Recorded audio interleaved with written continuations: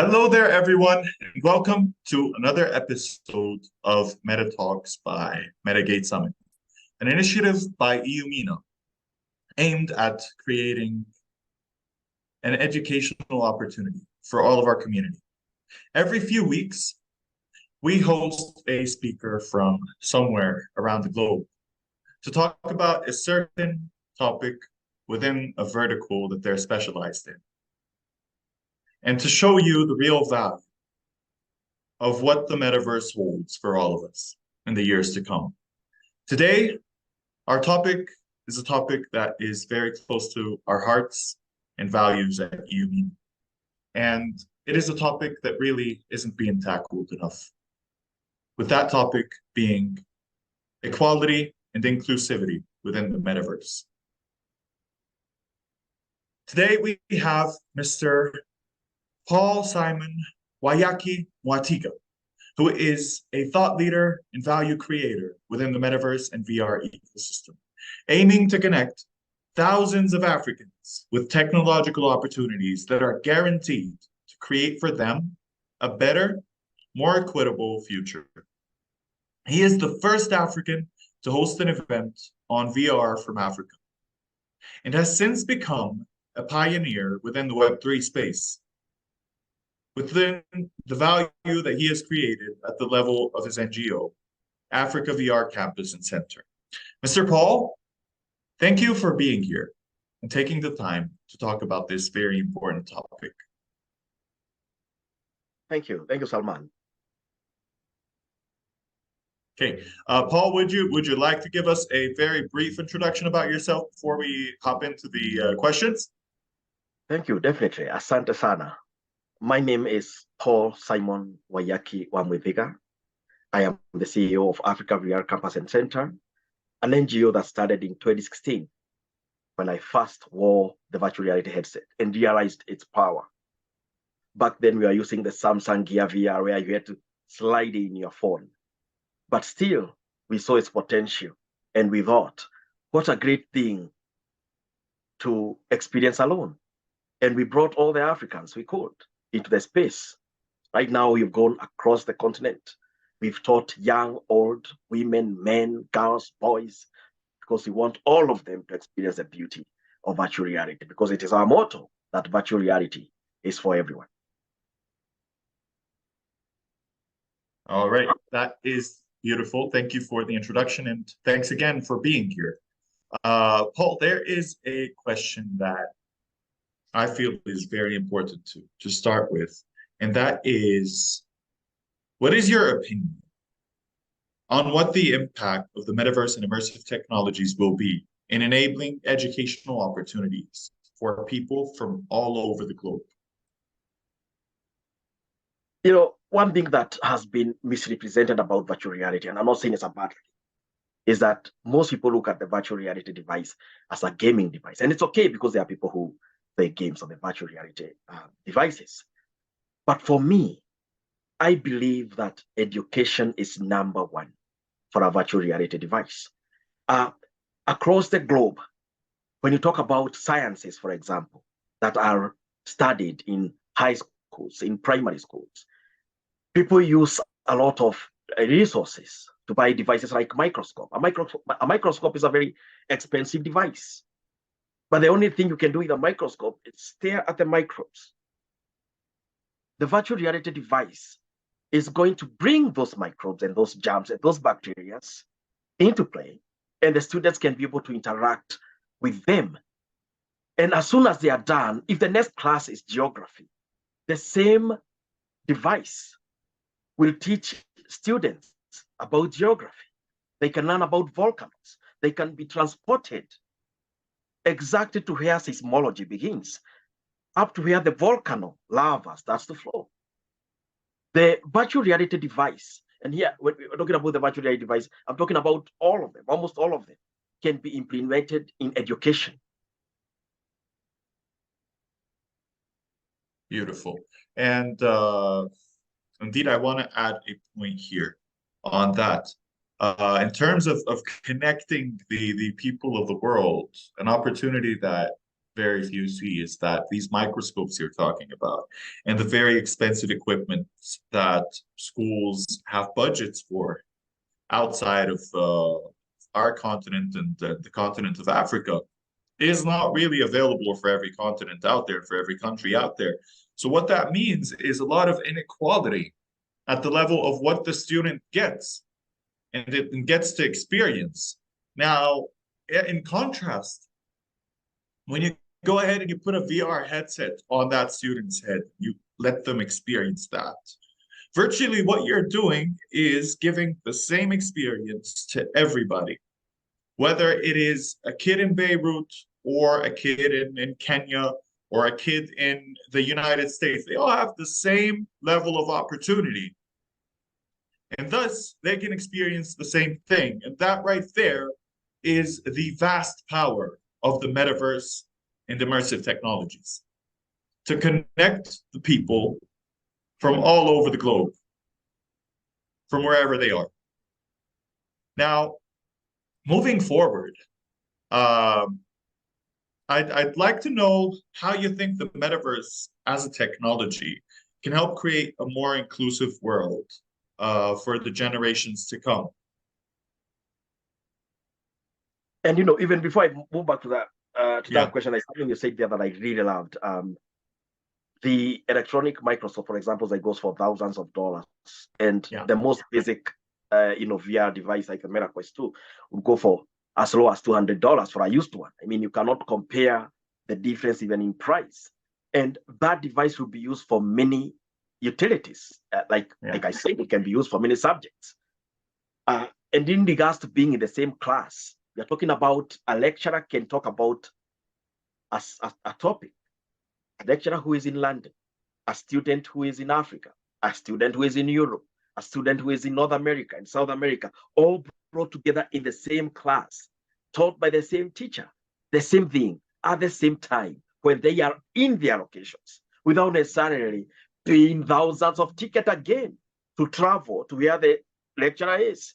So it doesn't even just beat the cost of the microscope and other educational tools, it beats the cost of travel to learn the same thing, whereby it is better even represented digitally and electronically. To your question. In fact, to add to that, they say interoperability is a matter of technology. Interoperability is also a geographical matter, in my opinion, because you can have the technology to access an ecosystem from wherever you are in any metaverse space you want. But if that metaverse space cannot be accessed by anyone from all over the world, what's the use of having an interoperable metaverse? Exactly. I'll give you a quick story, but just before you go to the next question. One of the students told me, can I see how Mount Everest looks like? And I say, of course I can. You can see Mount Everest, how it looks like. You can walk there with the mountaineers who climbed Mount Everest. And he wore the device and he saw Mount Everest. Now, this is a kid who is in remote Kenya, who has never even seen Mount Kenya itself, which is a few hours drive away from him. But now he is there climbing the mountain with a mountaineer climbing Mount Everest, the tallest mountain in the world. We are not even just talking about education, because education is there to educate the masses. But at the same time, you have to inspire the people. You have to inspire the student. That student there probably in 10 years' time or in 15 years' time would, who knows, maybe he would be a mountaineer himself, because he was there at the top of the mountain. He didn't wait for a practical lesson to climb a mountain with him. He was there. He told his friends as soon as he was done, I was at the top of the world, on top of Mount Everest. When you're talking about education, we are talking about so many aspects of it. It could be, yes, class education. It can also be futuristic inspirational education. And I believe the metaverse will actually be there as an inventional tool to new inventional syllabuses in our current syllabus. Watch this space. That is absolutely beautiful. I feel like this is a very important topic that we really haven't talked about enough within the educational part of the metaverse. And I feel like over the next few years, we're going to be bridging the gap that everyone has been trying to bridge for all of these years. Thank you so much for touching up on that. Now, moving forward, how do you think the metaverse can help us create a more inclusive world for the generations to come? You know, the most luckiest thing about the metaverse, other than the company that is creating the devices, is the passion that I've seen with the people who use VR. People like you, Salman, people like me, we are across the globe geographically. You are in Beirut, I'm somewhere in Africa. I won't even say where because I'm all over the place sometimes. But we saw this metaverse and we realized its potential. To bring more inclusivity, a lot needs to be done. And a lot is being done by the pioneers. You know, here in Africa, we don't just deal with the lack of devices. We also deal with the cost of devices. For example, we also deal with internet. So barriers has to be dealt with. You know, when you create an app in virtual reality, create it so that it can be used by anyone, anywhere, anytime in the world. Let me use it. We are talking, there are some apps that are geographically locked. I cannot use them where I'm in Africa. And my question is, why? Why can't I use that app? Why can't I be able to be allowed in that space?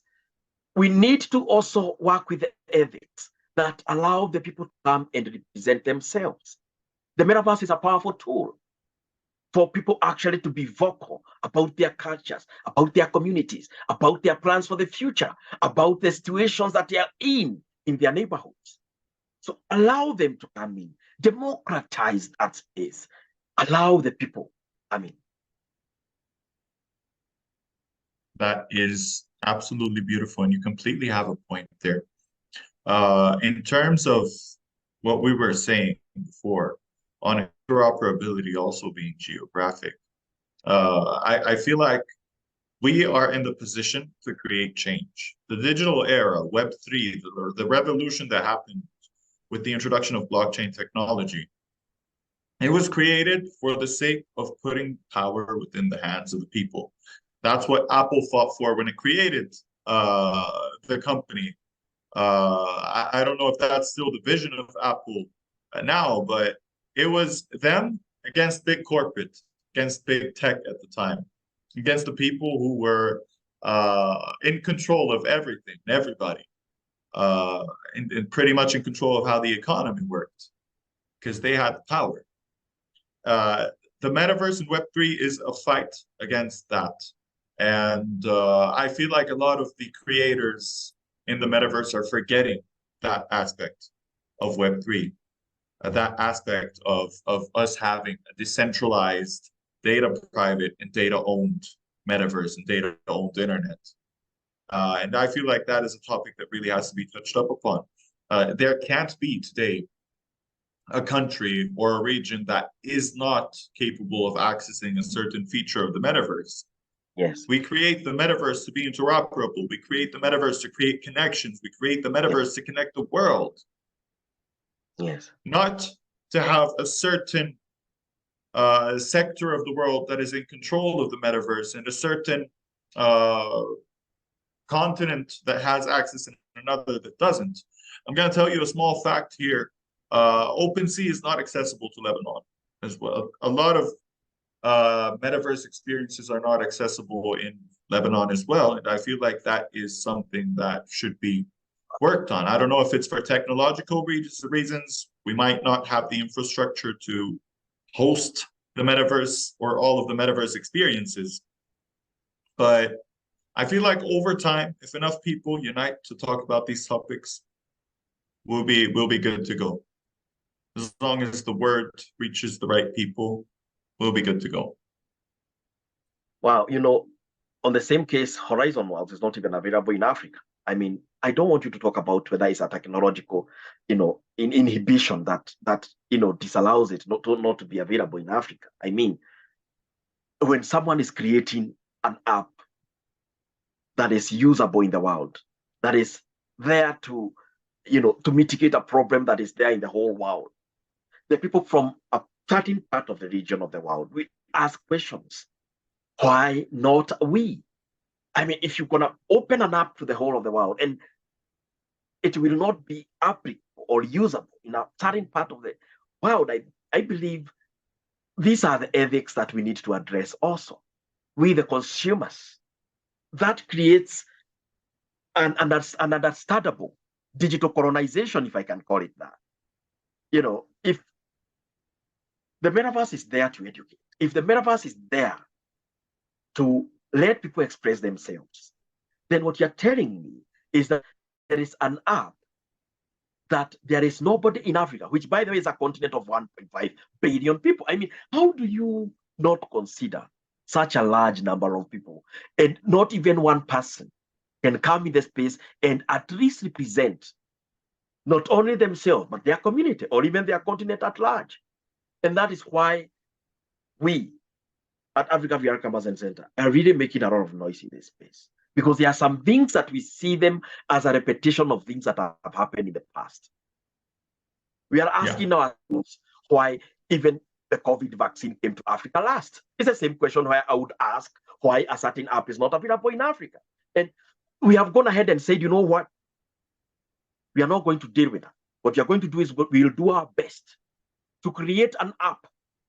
And in that app you're going to create, we are going to invite everyone, no matter where you are, whether you are in the US, whether you are in Canada, whether you are in Philippines, feel free to use that app, because we believe that this kind of international, technological development should be open for everyone. Let everyone be able to express themselves. Let me be able to connect with you. And we believe in that connection. We can be able to grow this space with ethics that will govern it properly for everyone. Beautiful. That is beautiful. Moving forward to the next topic, to continue on to what we were just talking about here. At Africa VR Campus Center, you focus on bringing cutting-edge technologies and practices to citizens of the continent, creating opportunities and equitable economic paths for them. Tell us more about your initiative and the role that the metaverse has played in making that initiative a reality.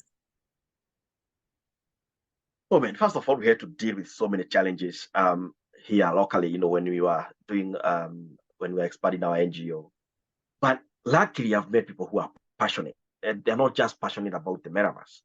They are passionate about Africa. They are passionate about seeing Africa grow in that aspect. And I want to give a shout out to my associate directors, Diana Jerry, who is actually working with women and young girls, here in Africa.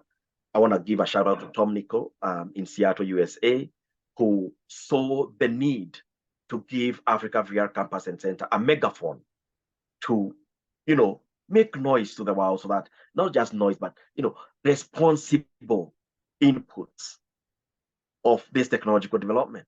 But other than that, we have traversed this continent.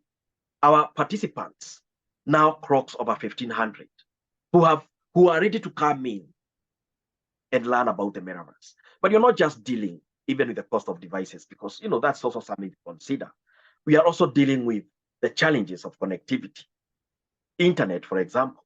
And right now on the table, we have got a project also to be able to have our own satellites, so that we can, be able to provide internet to, our hubs across African continent, so that, those people can be able to come in and be able to say, I'm from Zambia, I'm from Cameroon, I'm from Nigeria, I'm from Kenya, I'm from Zimbabwe, and I'm here to tell you that this is the issue that we are dealing with. So the metaverse has to be opened up for these participants. And not just that, different people from across different industries, artists who are creating arts, they can create galleries in the metaverse for someone to come in and view those galleries without having the need, again, to pay for a flight. They can watch these galleries in the comfort of their sitting room when they are sitting in California or in, Dubai. And they can connect directly with the artists from Africa. And they can negotiate the price right there when they are looking at the, at the painting. And the artist can ship his art to Saudi Arabia, or he can actually, through NFTs and through other emerging technologies, because we're also talking about other emerging technologies, be able to sell that piece of art. And voila, the artist has been able to sell. The musician has been able to present music in front of the world in a different platform. The students have been able to learn from a teacher who is across the world on a different platform. You know, the other day we brought a well-renowned artist from Philippines, Martinez, and she was able to talk with girls in the metaverse and teach them about street art. And you know, the girls were shocked because they thought that painting on buildings in the cities is considered a crime. But here is a woman who is telling them, I've gone all over the world creating art, and I'm here to tell you that. And she showed them the art right there. They were standing on a street of Manila where they looked at the art. That kind of an exposure creates, you know, development, creates artistic development, creates mental development for the people who have not been exposed to that of an industry. Yeah. And all is happening in the metaverse. Yeah. Indeed. And there is a lot of talks about the importance of us being exposed to other cultures and to other experiences that we're not naturally used to. And it's better to start getting exposed to that at a younger age so that your brain expands with everything that you're learning. And I feel like finally we're at the point where we have something that can allow us, our children, and the future generations to actually do that and be able to do that. Does it have its limitations? Yes. Does it have its risks? Of course, every technology comes with a certain risk associated to it. But if we manage to create a proper metaverse, an inclusive and equitable metaverse, a metaverse that infuses the creator's economy into the worldwide economy, what we will have is something valuable enough to be focused on for the years to come and to be leveraged on and on and on and on and built onto.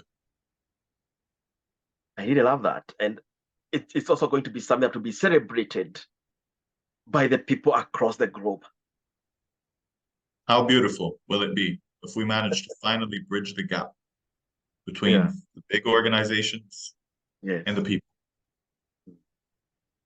That's what the metaverse is looking to create. That's what the metaverse should be, should breathe, should come into existence being.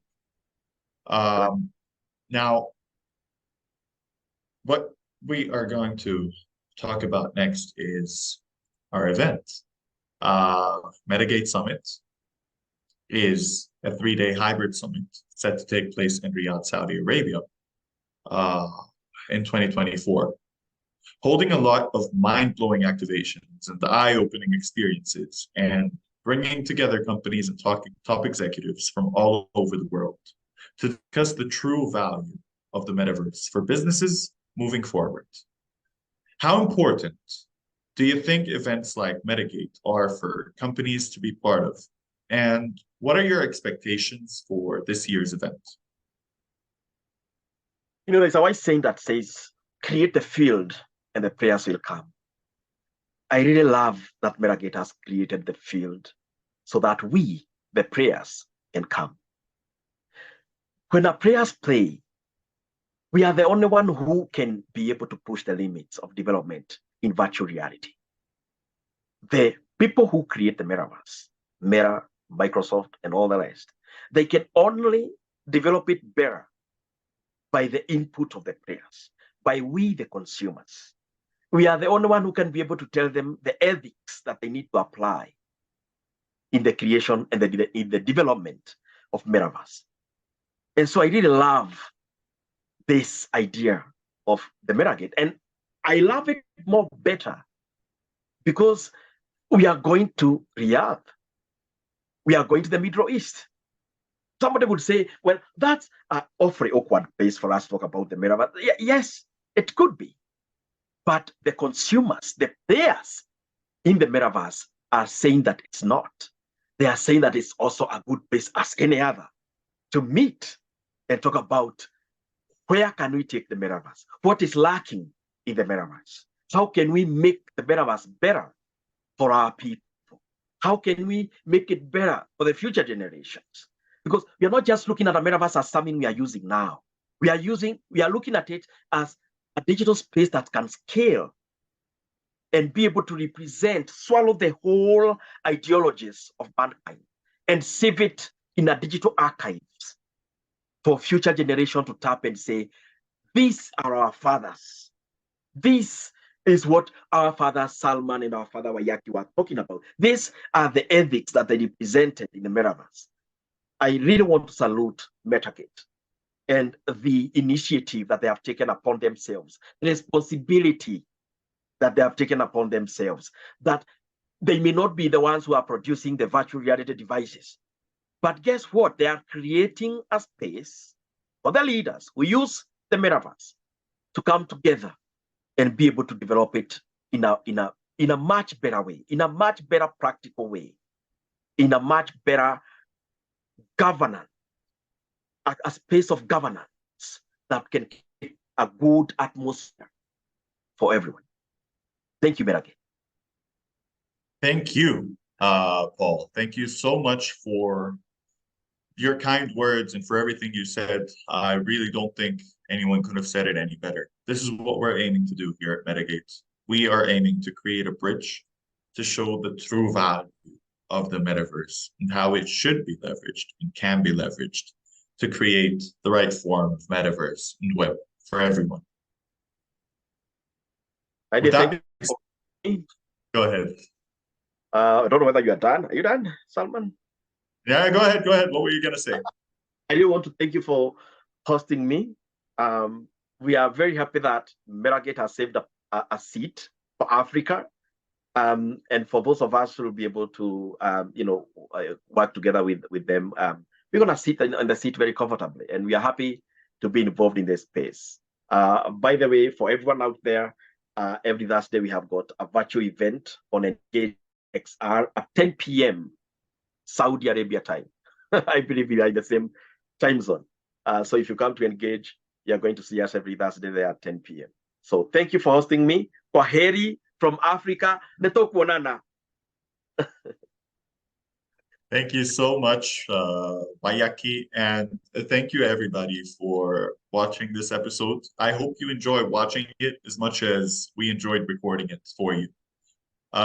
Thanks again, Waiyaki, for this beautiful and insightful conversation. It really shows how much passion and value you are trying to create for the community. And for that, we as well would like to salute you. Sorry. For everybody watching, keep an eye on your social media channels because we have huge announcements coming soon. Thank you, everybody, for your time, and have a wonderful day. That's right.